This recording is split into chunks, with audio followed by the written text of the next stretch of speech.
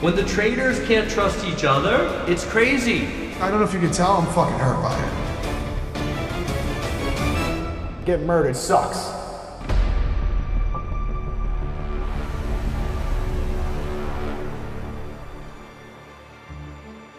Coming into the game the way I did with the new guys, as everyone referred to them in the castle, my first impression is these guys are legends in their own right, in their own games. You have Wes and you have Rob, and you know I did pretty well my first season too. So to be up in those cages and to be kind of put on like a pedestal, it instantly puts a target on your back.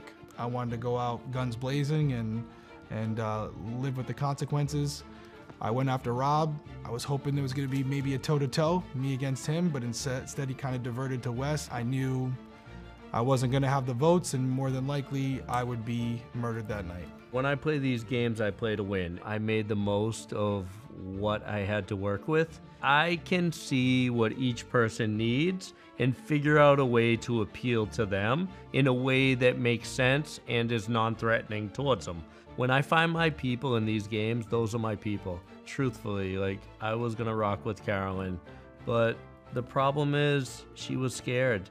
She could have been my person. You can't force someone to be your person if they don't want to.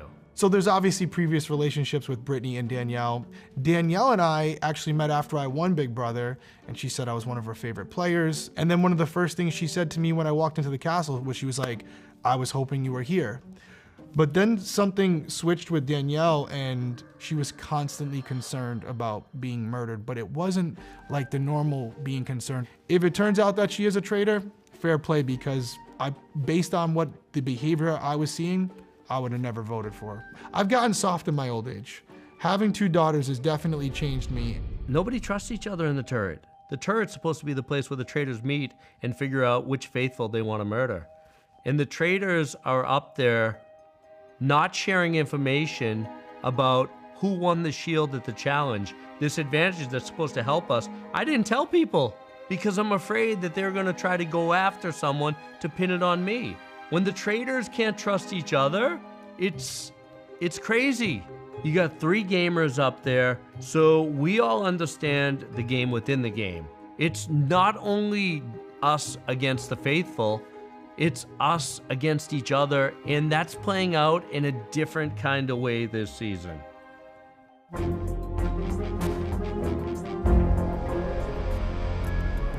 Okay, here we go. Moment of truth. See who it is. First traitor, Carolyn. I'm honestly shocked. Absolutely brilliant, Carolyn. I hope you win this whole thing. I had no clue. You're playing an unbelievable game. You were not on my radar at all. Your previous reputation and personality on Survivor benefited you exponentially in this game because you're doing the exact same thing. Absolutely brilliant. I hope she wins. That's amazing.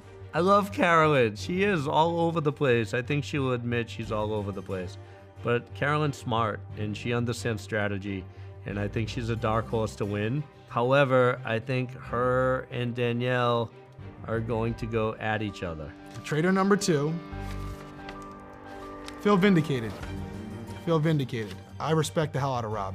He's a legend. I feel like I have a good read on people. Although I didn't get him, I hope that people see that what I said, and I pointed out facts, and I stuck to the facts. And I hope that he respects me as a great player that he is, to know, like, this to me being here, that makes me feel better. Because I know that he respected me enough to take me out, because without a doubt, by murdering me, it puts a bigger target on his back, because now he's the only new guy left, and I was the most vocal against him. The hardest thing for me to deal with is the unknown variables that I can't control.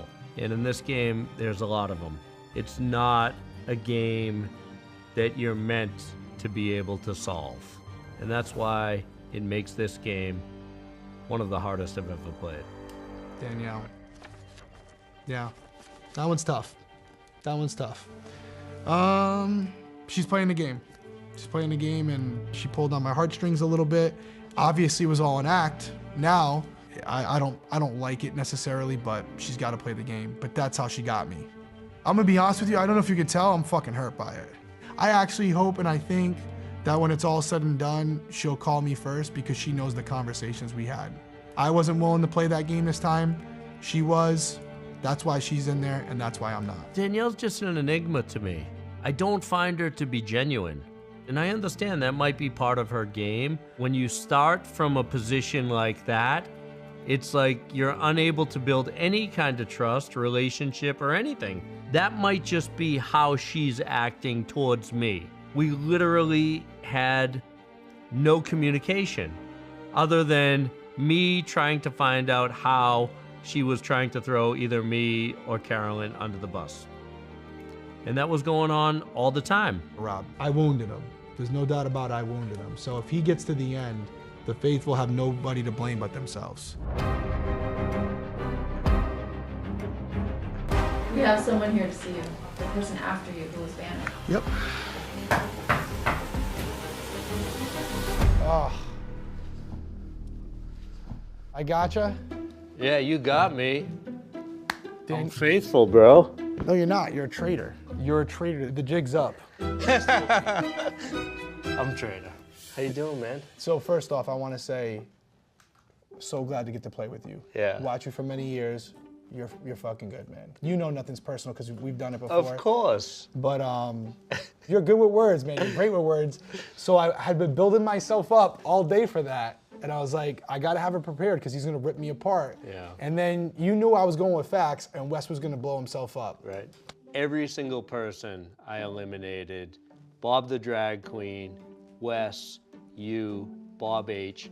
I did it out of huge respect. Right. Because Dude. because I really feel like you guys, you know, were my biggest target. Why do you think I came for you? But that's why I had to, and I just wish the other idiots left understood that why would I do that?